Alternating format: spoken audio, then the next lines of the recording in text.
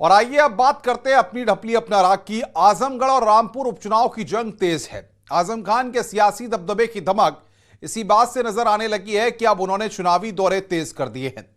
आज रामपुर में आजम खान ने बीजेपी प्रत्याशी घनश्याम लोधी को एहसान फरामोश तक बता दिया। इससे पहले न्यूज 18 के साथ खास बातचीत में आजम खान ने कई मुद्दों पर अपनी बेबाक बात रखी।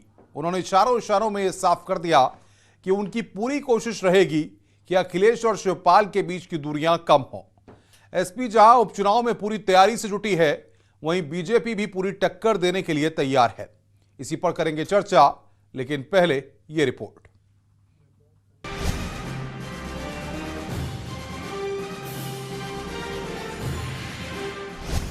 उपचुनाव की अग्नि परीक्षा, आजम ने भरी हुंकार। चलाने वालों को कि इस मुल्क की अक़लियतों को, जिसमें ख़ासतौर से मुसलमान हैं सबसे बड़ी तादाद में, पिछड़े हैं, दलित हैं, इन्हें ज़मीन का बोझ बनाकर रखना है या इनसे कोई काम लेना है। हाँ, साजिश तो यही है कि इन्हें ज़मीन का बोझ बनाकर रखा जाए और इनको नमक देकर नमक हलाल बनाया जाए, और वो नमक भी सरकार के ख़जाने से मिलता है, किसी की जेब से नहीं मिलता। ये वही आजम खान है कि जो सत्ता में रह के किस प्रकार से वहाँ के ऊपर खासकर दंगाइयों को, और जो दंगाई वहाँ के ऊपर हिंदुओं का उत्पीड़न करते थे, उनको किस प्रकार से संरक्षण दिया जाता था, अपराधियों को संरक्षण दिया जाता था। कौन देता था? आजम खान देते थे। रामपुर उपचुनाव की जंग, एहसान फरामोश कौन? और उधर से एक एहसान फरामोश जिसके लिए टिकट मैंने हेलीकॉप्टर से मंगवाया था, वो समाजवादी पार्टी का एमएलसी था। हेलीकॉप्टर से मंगाया था टिकट, क्योंकि टिकट किसी और को हो गया था। मैंने उसके लिए जिद की थी। देश के संविधान की रक्षा कैसे की जाए। देश में जो इस तरीके का इस वक्त बारूद जैसा या केरोसिन जैसा बिछा रखा है, सांप्रदायिक सोच के लोगों ने, उनसे लड़ा कैसे जाए। इन सारे विषयों पर भी अगर आजम खान साहब बोले तो बेहतर हो। आजम अखिलेश के बीच क्या हुई सियासी डील?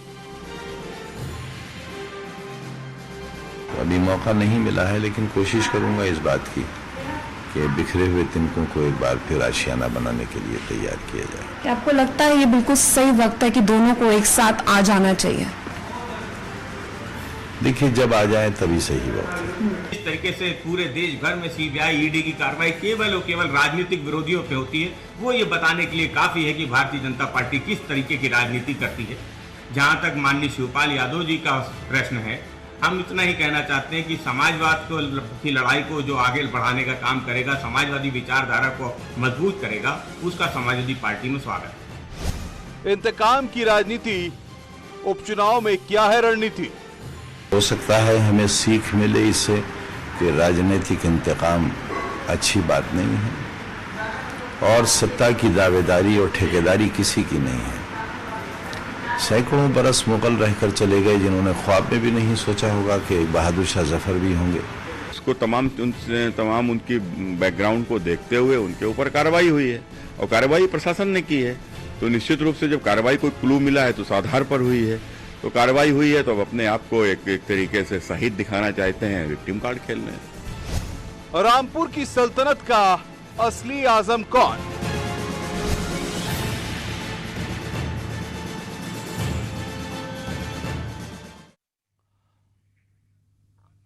और इसी मुद्दे पर बातचीत करने के लिए एसएन सिंह हैं, बीजेपी के प्रवक्ता, मीसम जैदी समाजवादी पार्टी के समर्थक, दीपक मिश्रा प्रवक्ता हैं पीएसपीएल के, और संजय राणा है राजनीतिक विश्लेषक, हमारे साथ जुड़ रहे हैं चर्चा में। एसएन सिंह साहब और तमाम लोगों का बहुत बहुत स्वागत है। सबसे बड़ी बात यह है कि दीपक मिश्रा जी, जब हम देख रहे हैं कि चुनावी दंगल अपने पीक पर है और जाहिर तौर पर जनता को अपना फैसला भी देना है, उससे पहले जुबानी जंग काफी तेज हो गई है। अब राजनीति जो है और लोकतंत्र खास तौर पे, उसमें चुनाव तो एक तरीके का रक्त विहीन युद्ध ही तो है। और ये जो शब्द हैं, ये जो विचार हैं, यही तो हथियार हैं। इन्हीं से तो जन आकांक्षाओं को स्वर दिया जाता है। तो अनुपम जी, ये तो स्वाभाविक होना था। लेकिन एक चीज़ का मैं ज़रूर अपील करूंगा, खास तौर पे लोहिया और जयप्रकाश की विरासत की बात करने वाले लोगों से, कि कम से कम जब आप वक्तव्य दें तो गरिमा का ख्याल रखें। क्योंकि राजनीति में जो भी बयान आते हैं, शब्द जो होते हैं वो अक्षर होते हैं, उनका क्षरण कभी नहीं होता। सदियों पहले जो बात अरस्तु ने कही थी आज भी हम दोहराते हैं। लोहिया ने जो बात कही थी आज ही के दिन गोवा की आज़ादी का सिंहनाद करते हुए, जिसके कारण बाद में 19 दिसंबर 1961 में गोवा आज़ाद हुआ था, देश मुकम्मल आज़ाद हुआ था, वो शब्द आज भी जनमानस के जेहन में हैं। राजनीति सदियों पहले भी थी, सदियों बाद भी रहेगी। हम आज सिर्फ चुनावी लक्ष्य साबित करने के लिए, बिल्कुल मीसम जैदी, सवाल ये है कि समाजवादी पार्टी या आजम खान जिस तरीके से, मैं आ रहा हूं दीपक भाई आपके पास। मीसम जैदी जी, सवाल ये है कि अब जिस तरीके से दंगल हो रहा है रामपुर का और आजमगढ़ का, इसमें एहसान फरामोश और नए नए ये जो शब्द सामने आ रहे हैं, ये क्या बता रहे हैं कि ये लड़ाई अब व्यक्तिगत से ऊपर उठ करके और ज्यादा आगे तक जा चुकी है?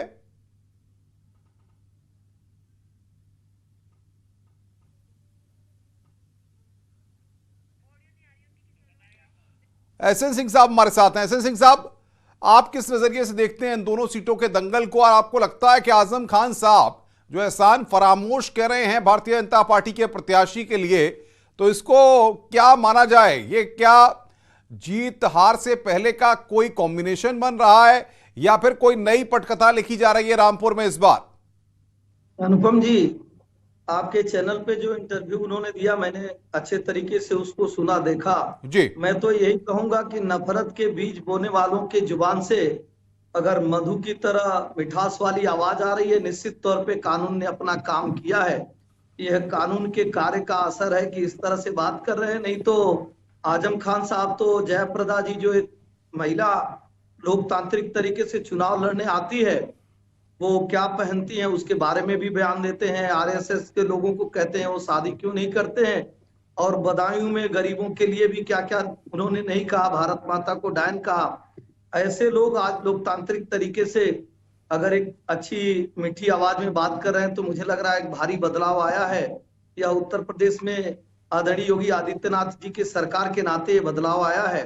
और रामपुर और आजमगढ़ में जिस तरह से भारी मार्जिन से हम चुनाव जीतने जा रहे हैं, हालांकि पहले भी रामपुर में 4 बार भारतीय जनता पार्टी ने चुनाव जीत चुकी है, और इस बार भी जो हम जीतने जा रहे हैं। दीपक मिश्रा जी, आपको लग रहा है इतना आसान है जितना आसान एसएन सिंह कह रहे हैं इस मुकाबले को? क्या रामपुर और आजमगढ़ के मुकाबले इतने आसान है? देखिए, इतना आसान तो नहीं है इनके लिए जीत पाना। हाँ, ये सही है कि जो समाजवादी खेमा है वह थोड़ा विभक्त है। अगर हम लोगों का, शिवपाल सिंह जी का और आजमगढ़ और रामपुर की जो प्रतिबद्ध प्रगतिशील समाजवादी है, उनका साथ लेकर सपा लड़ी होती तो शायद लड़ाई एक तरफा होती। लेकिन लड़ाई कठिन है और लोकतंत्र में कोई लड़ाई आसान होती ही नहीं है। लेकिन इन सबसे बड़ी चीज़ है वो सपा की सीट है। सपा जीत भी लेगी तो कोई बड़ी कहानी नहीं होगी। लेकिन इस दौरान, चुनाव के दौरान जिस तरीके से सिद्धांतहीन आचरण हो रहा है वह दुखद और दुर्भाग्यपूर्ण है। शब्दों की मर्यादा का ध्यान रखना चाहिए। राजनीति में या युद्ध में, जब पुराने जमाने के युद्ध हुआ करते थे, रक्त रंजित युद्ध हुआ करते थे, उसमें भी गरिमा का ख्याल रखा जाता था। ताकीद की जाती थी कि कमर के नीचे, या जिसको कहते हैं आजकल कहावत है ब्लू बेल्ट, वार नहीं होता था। आज क्या स्थिति है आप शब्द देखिए।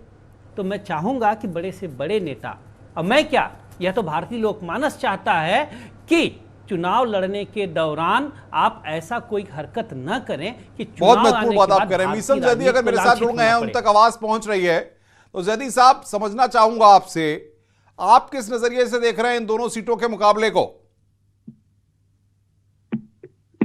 देखिए, निश्चित ही ये जीत हमारी है और हम ही जीतेंगे। माननीय राष्ट्रीय अध्यक्ष जी के नेतृत्व में दोनों बीजेपी वाले भी यही कह रहे हैं। एसएन सिंह बैठे हैं, पूरी तरह आश्वस्त हैं, वो कह रहे हैं सपा को उनके गढ़ में हरा देंगे। वो तो आजम रामपुर पहले भी जीत चुके हैं। ये वक्त बताएगा। और जो उन्होंने वहां से अर्धनारी को उतार रखा है, वो तो कहते हैं मैं विधि का विधान बदल देता हूँ, विधि का लिखा लेख मिटा देता हूँ, लिपि पर पैर धर देता हूँ। उनके तो बड़े बोले नेता हैं, वो इस तरह से बोलते रहते हैं। इससे पहले भी वो सिखाए थे माननीय राष्ट्रीय अध्यक्ष के खिलाफ। उनका राजनीतिक करियर ही खत्म हो जाएगा आपके हारने के बाद। मुझको लगता है भारतीय जनता पार्टी से क्या पूरे जो वहाँ के चलचित्र से भी गायब हो जाएंगे पूर्वांचल के। पूछिए, अगर ये मर्यादित तरीके से चुनाव जीत रहे होते तो मुख्तार अंसारी का साथ नहीं लेते। वैसे भी अखिलेश यादव जी तो मना किए थे, मुख्तार अंसारी का विरोध किए थे आदरणीय मुलायम सिंह के सामने कि मुख्तार अंसारी का हम सहयोग नहीं लेंगे। लेकिन आज चुनाव जीतने के लिए आप मुख्तार अंसारी का सहयोग ले रहे हैं। इससे ये जाहिर हो रहा है कि आप चुनाव हार रहे हैं। और भारतीय जनता पार्टी तो चुनाव पहले भी जीती है। हम तो रामपुर में 77 में भी चुनाव जीते हैं। हमारी पार्टी में है नहीं। इस तरह का आरोप प्रत्यारोप लगाना भारतीय जनता पार्टी का काम है। हमारी पार्टी में मुख्तार अंसारी नहीं है, बल्कि इनकी पार्टी में ब्रजेश सिंह और धर्मेंद्र सिंह जैसे लोग हैं। 2014 में आजम खान साहब बांग्लादेश नहीं गए थे, उस समय भी रामपुर थे और अनुपम जी वहां गए थे कवर करने। उसके बावजूद भी भारतीय जनता पार्टी के प्रत्याशी नेपाल सिंह साहब वहां से चुनाव जीते, इसलिए हम वहां चुनाव जीत रहे हैं। और भाई इलेक्शन है, इसमें तो जनता उसी को मत करती है, वो जानती है कौन कार्य करेगा। और मिशन जदी सवाल ये एहसान फरामोश और इस तरह के शब्दों का क्या मायने हैं चुनाव में? भाई इस तरह के शब्दों को आजम खान बोल रहे हैं तो क्या बताने की कोशिश है? ये जाहिर सी बात है कि आजम खान जी ने कोई उन पर एहसान किया होगा। तो एक ये वर्ड है एहसान फरामोश, ये कोई गाली की बात तो है नहीं कि अगर आपके साथ कोई एहसान करे और पलट के आप उसे धोखा दे तो उसको एहसान फरामोशी तो कहा जाएगा। उसके लिए कोई गाली तो है नहीं।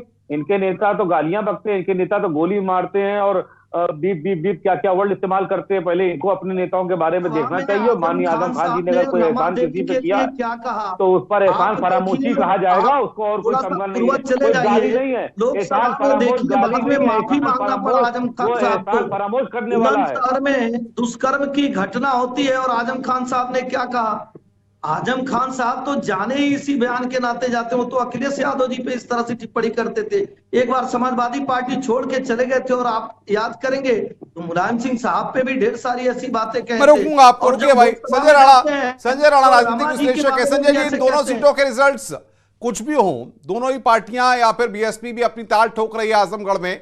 सवाल ये है, ये हवा किस तरीके से बनाने की कोशिश हो रही है?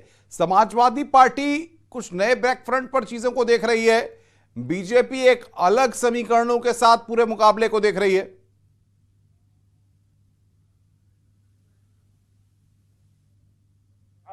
समाजवादी पार्टी के लिए साथ बचाने के लिए है।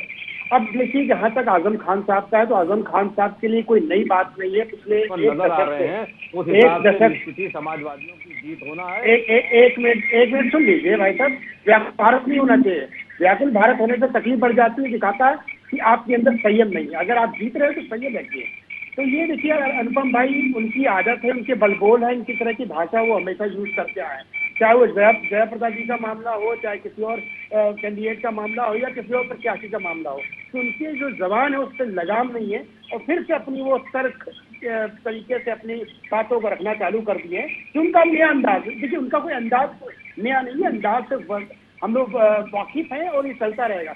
जहां तक चुनाव का सवाल है, ये त्रिकोणीय चुनाव हो गया है बसपा के शाह आलम के आने से। पहले एक तरफा लग रहा था, लेकिन देखिए कहीं ना कहीं समाजवादी पार्टी थोड़ी सी बची हुई है खेमों में, चाहे वो शिवपाल यादव जी हो, चाहे वो आजम खान हो, चाहे अखिलेश जी हो। तो अगर ये सब लोग एक साथ होते तो ऑब्वियसली इनके लिए बहुत आसान होता है चुनाव निकालना। लेकिन आज के सिनारियो में देखते रहे, ये टफ कंपटीशन है, कहना मुश्किल होगा कि समाजवादी पार्टी आसानी से निकाल लेगी। ये देखना बहुत दिलचस्प होगा कि 23 तारीख के बाद जब रिजल्ट आएंगे तो किसके खाने में क्या आता है। बहुत महत्वपूर्ण बात आप कह रहे हैं, लेकिन सवाल ये है एसएन सिंह साहब, आप ओवर कॉन्फिडेंट हो रहे हैं इन दोनों सीटों को लेकर के, या वाकई में ग्राउंड पर आपको अपना फीवर भी नजर आ रहा है? देखिए अनुपम जी, आदरणीय अखिलेश यादव जी जब चुनाव जीते थे, मुलायम सिंह यादव जी से ज्यादा मत जो है निरहुआ जी पाए थे। चूंकि बहुजन समाजवादी पार्टी और समाजवादी पार्टी दोनों मिलकर लड़ी और इस बार बहुजन समाजवादी पार्टी और समाजवादी पार्टी अलग अलग चुनाव लड़ रही है। दूसरा, आप देखेंगे आजमगढ़ में तो जो समाजवादी पार्टी के लोग हैं उनको दलित कभी वोट नहीं करते हैं। केवल उस समय चूंकि एक समीकरण ऐसा बन गया था, दोनों लोग मिले हुए थे, इस नाते वोट किए। इस नाते भी भारतीय जनता पार्टी आश्वस्त है कि भारतीय जनता पार्टी की सरकार बनेगी। दूसरा, निरहुआ जी की जो लोकप्रियता है लगातार वो रहे। पहले बार ये था कि वो मुंबई रहते थे और लोगों ने उतना ध्यान नहीं दिया, लेकिन तब से लगातार उसमें है। तीसरी, जो आजमगढ़ के लोग कह रहे हैं कि भाई हम भी यादव हैं और आजमगढ़ में तो ढेर सारे यादव हैं, लेकिन हर बार सैफई के यादव को हम लोग क्यों एक्सेप्ट करें? इस नाते भी भारतीय जनता पार्टी को एक अच्छी बढ़त मिल रही है। चौथा, जो हम लोक कल्याणकारी लग रहा है आपको, देखिए यादव फैक्टर, यहां पर फैक्टर पे फैक्टर बीजेपी गिना करके ये बताने की कोशिश कर रही है कि वो आप पर भारी है।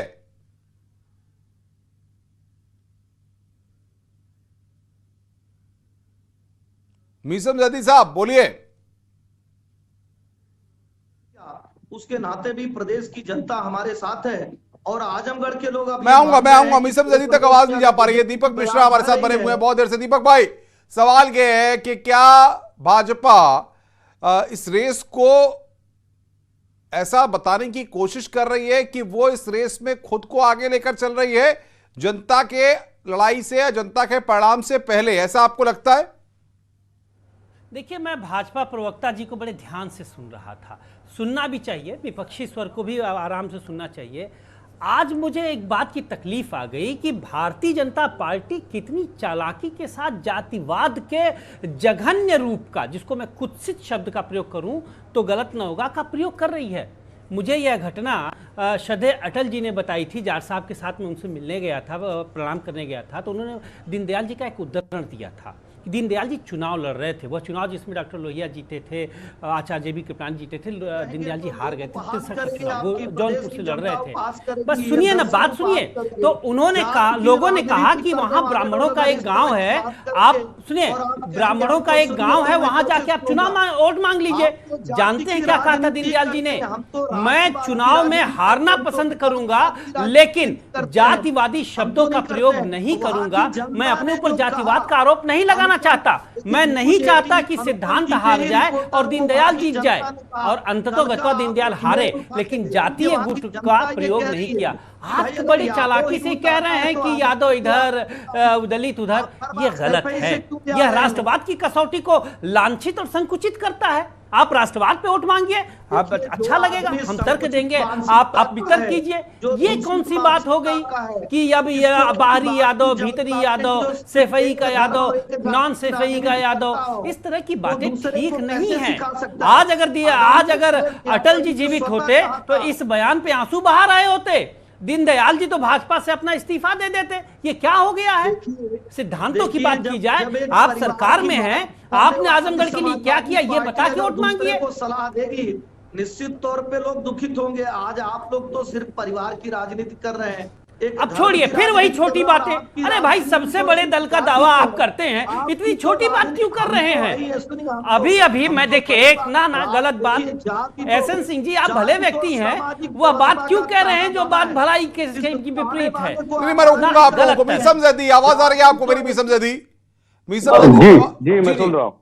सवाल ये है कि आप कह रहे हैं कि आजमगढ़ और रामपुर में समाजवादी पार्टी को कोई हरा ही नहीं पाएगा, और बीजेपी तो अपनी लाइन लेंथ मजबूत बना करके कह रही है कि समाजवादी पार्टी को हरा देंगे। बिल्कुल, आपको मैं निश्चित बता रहा हूं। मैं आपके माध्यम से उत्तर प्रदेश, भाई एसएससी साहब तो आंकड़े गिना रहे हैं, समीकरण गिना रहे हैं, वो तो बता भी रहे हैं कितने यादव हैं। देखिए, राजनीति जातियों के आधार पर भारतीय जनता पार्टी करती है। हम विकास के आधार पर राजनीति करते हैं, हम ऊर्जा के आधार पर करते हैं। हम प्रदेश के लोगों का नफ्स उनकी पकड़ करके उन गरीबों, दलितों और निचलों की राजनीति करते हैं कि जो समाज में वंचित हैं, जो शोषित हैं, जो दलित हैं। हम राजनीति किसी भी प्रकार की तानाशाही वाली राजनीति नहीं करते हैं। हम बड़बोलापन नहीं करते हैं कि जैसे इनके एक कैंडिडेट जो आजमगढ़ से चुनाव लड़ रहे हैं, जो यह कहा करते थे कि मैं विधि के विधान को बदल दूंगा, लिपिक पर पैर धर दूंगा। तो हम इस तरह का बड़ा बोल नहीं करते हैं, और बड़बोलापन करने की भारतीय जनता पार्टी की बड़ी पुरानी आदत रही है, और अब की बार इस हालात का उनको अंदाजा हो जाना चाहिए। जिस तरह से इन्होंने अब नौजवानों को छलने का काम किया है, पूरे प्रदेश में अराजकता का माहौल फैला हुआ है। अनुपम जी, जिसके बल पे रामपुर में चुनाव लड़ रहे हैं, एक भद्र महिला के अंडरवियर का कलर कौन बता रहा था? नहीं, इस तरह के शब्दों का प्रयोग नहीं। एसएससी रुकिए भाई, वक्त की कमी है। आप सबका बहुत बहुत शुक्रिया मेरे साथ जुड़ने के लिए। सवाल सियासत का है और सियासत में ही ये है, माहौल बनाए रखिए। लेकिन आजमगढ़ और रामपुर का दंगल काफी दिलचस्प हो चला है और अब यहां पर देखना होगा कि जनता जो प्रत्याशी मैदानी दंगल में है उनके भविष्य का फैसला किस तरीके से करती है। आज खास चर्चा में फिलहाल इतना ही। नमस्कार।